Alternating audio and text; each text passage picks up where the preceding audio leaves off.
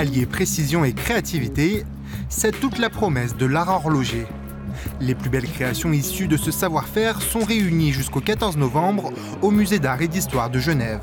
Les 72 montres sélectionnées par le jury du Grand Prix d'horlogerie de Genève pour cette 18e édition de la compétition s'affrontent pour recevoir la prestigieuse aiguille d'or.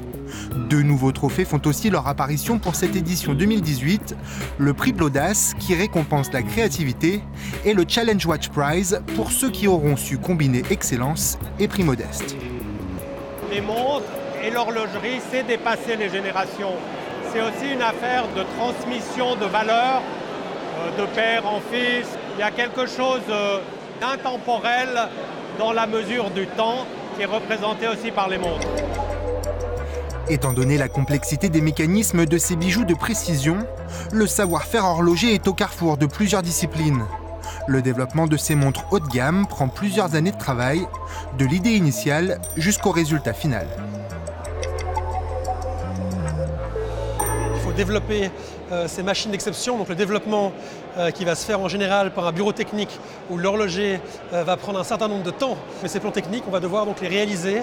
Mais là, on parle de haute horlogerie, donc même les composants que vous verrez jamais vont être décorés, anglais, polis, gravés entièrement à la main de l'homme. En bout de chaîne, c'est le savoir-faire unique de l'horloger qui est essentiel pour que ces puzzles mécaniques prennent forme sous ses doigts experts.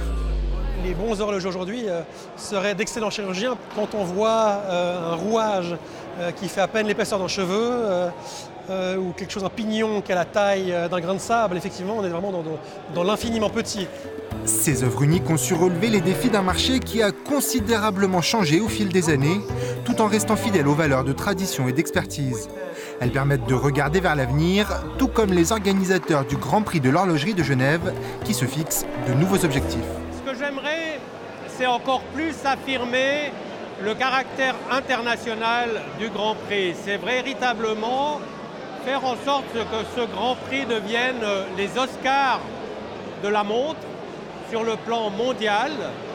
L'objectif et la mission du Grand Prix ne s'arrêtent pas à un prix. C'est une façon aussi de promouvoir toute une industrie, tout un art aussi de la création d'une montre au-delà des générations et au-delà de nos frontières.